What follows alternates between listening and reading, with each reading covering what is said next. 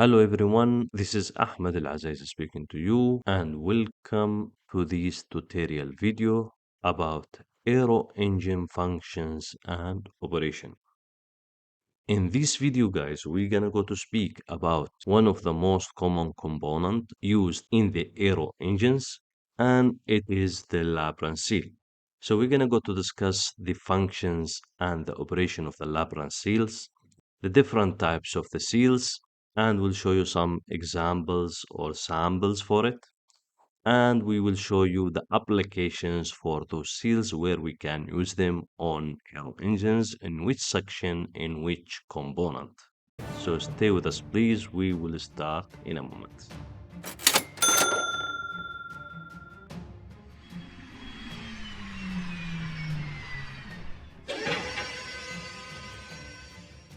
So the first thing we're gonna go to discuss is the function and the operation of the Labyrinth seal. Of course, if you are working on aero engines, you will be interested in watching this video and you will know what we are talking about. So I'm not going to give you introduction about the Labyrinth seal and what does it mean because I'm expecting whoever is watching this video to the end, he knows what does the Labyrinth seal mean, but we need to elaborate more on the functions and the operation and the application of the seals so everybody will get the benefit of this tutorial video. So whatever you can see on the front of you now, we call it the stationary seal or we call it the seal ring. So the seal rings normally consist of the outer frame, which is holding the seal itself or the seal material, and it is having also the abradable. So when it comes to the abradable, there are two classifications for the seals. There are abradable material such as coating material and there is honeycomb metal. So both stationary seals, they are having the same purpose, whether it's abradable or it is honeycomb. However, we call these two pieces here the stationary seals, and those are having the ring or the piece of metal which is supporting the abradable, whether it's honeycomb metal or abradable material such as coating. Then you have in the middle here the rotating seal, and the rotating seal is almost like a ring or shaft, and that shaft or ring is having tooth or let's say edges, or on the recent design we started to see something like sharp edges or we call them knife edges, so it's something will be protruding like this. So instead of having this conical shape, we're gonna go to have something like a blade here. So how does this function? If I have in the front area a pressurized air and that air is entering this cavity between the teeth and the abradable material, that air will be pressurizing this area. Now, when I rotate the rotating seal, what is going to happen to that air? Those edges, the one either like a knife or like a conical shape, they will start to obstruct the pressurized airflow and it will start by rotating create turbulence inside this cavity here. The moment I have turbulence inside this cavity here with the rotation of the rotating seal, then this area will be pressurized against the abradable or the honeycomb seal. So while the air moves into the cavity, the air starts to make turbulence and it will start build the pressure inside and this cavity will be pressurized now and will formulate the sealing by building air pressure here. So on the other side of the seal now, I have low pressure here. Since I have already pressurized this area, so the low pressure here cannot overcome this pressure and cannot move to other side. And in this case, we are going to prevent air leaks and oil leaks. So similarly here, we will be having also the same thing happening with the honeycomb material when it comes to the stationary seal. So the component of the air seal is the stationary seal, and the stationary seal is consists of abradable and the sealing ring or the component which is containing the abradable.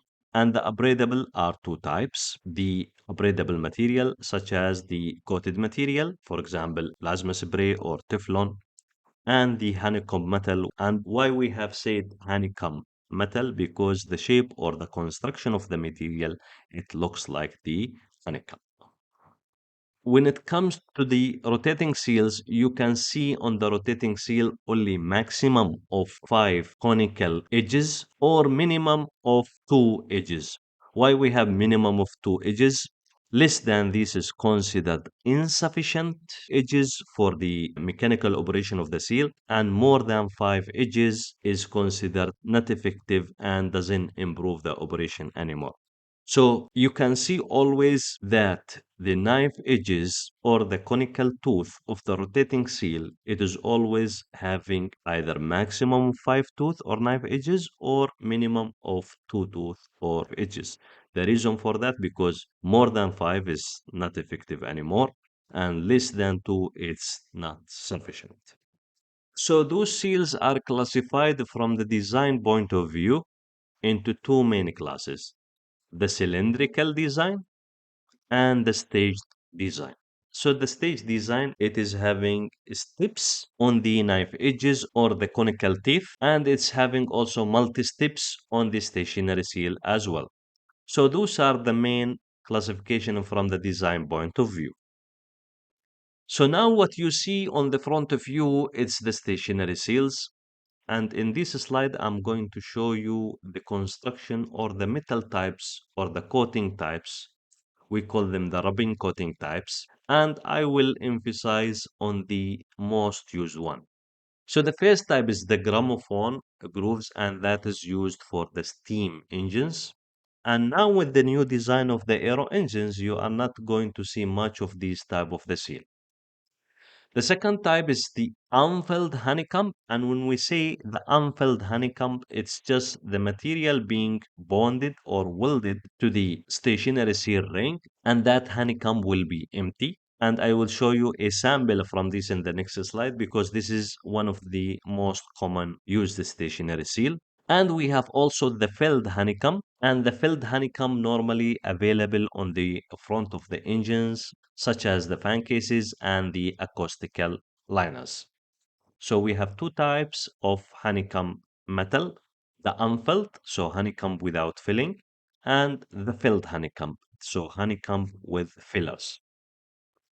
Then we come now to the coated type abradable or the coating type abradable. So we have the solder coating, that is a solid coat and made of very hard metal. And we have the metal felt. It's like material being glued or filled on the abradable ring, on the stationary seal, or the abradable or the attrition liner, let's say. And we have also the thermal spray coating, which is normally the plasma and the other type of coating. So the main three types of the seal, we can say it's the gramophone and the honeycomb time, whether it's filled or unfilled. And we have the coating material. And the most common one on that type of coated stationary seal is the thermal spray or the plasma coating type. So those are a few samples of the seal. So you can see here a stationary seal, and you can see that this is a staged seal, and you can see here also this is a staged seal, but this is the unfilled honeycomb. We call this unfilled honeycomb because we don't fill the honeycomb cells.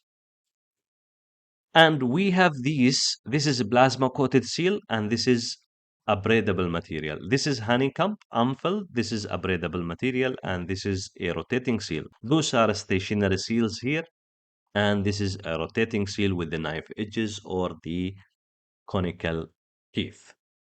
However, those are a few samples we wanted to show you so you get familiar with it.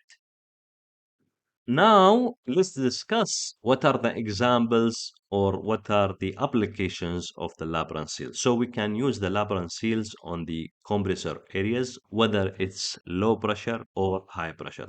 So we can seal the air between the vanes and the shroud. And in this case, the shroud which is installed on the vanes of the compressor will act as stationary seal, and we will be having the abradable there, whether it's honeycomb or abradable material, and we will be having the rotating seal available in between the disc and on the spaces. So we call these spacers or rotating seal, and the knife edges or the rotating seal normally available on those discs. So those are the applications, so you can find seal here. On the blade tip, we have the sealing, and we will come to that later on another video because we gonna go to have on the compressor upgradable material, but we don't have knife edges on the blade tips. So that is we gonna go to explain it in another tutorial video. So you can see the application, it's for the compressor, and you can see I can find the two type, the cylindrical type and the stage type on the compressor. Another examples for the Labyrinth seal and the application of the seal. You can see it also on the high pressure turbine areas where you have the spacer and the rotating seal between the two discs. And you can see that the stationary seal segments are available on the turbine vanes as well. And you can see these on the interstage areas, which is before and after the bearing or the oil compartments. And this is also applicable to the low pressure turbine as well. And the Labyrinth seals also can be used on the bearing compartment as well to seal the oil from the leak and to prevent the air to come inside the oil compartment.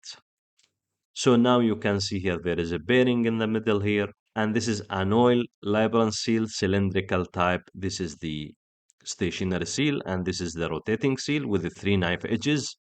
And this is the air seal, which is stage type. So this is the stationary seal, and this is the Labyrinth or the rotating edges. So the oil cylindrical type seal will prevent the oil from coming outside the compartment, and the stage type air seal will prevent the air coming inside the compartment and will seal this compartment. So these seals are metal type seals. It's not a carbon seal. It's not a soft material seal. It's a solid material seal. And most of them, they are made of titanium when it comes to the rotating seal. And when it comes to the upgradable, they are made of titanium rings and upgradable coating or honeycomb metal. At the end, guys, I hope that you have already enjoyed this tutorial video. Our next video, inshallah, will be about the Labyrinth seal problems and solutions. I would like to thank you for watching this video and see you in next training video.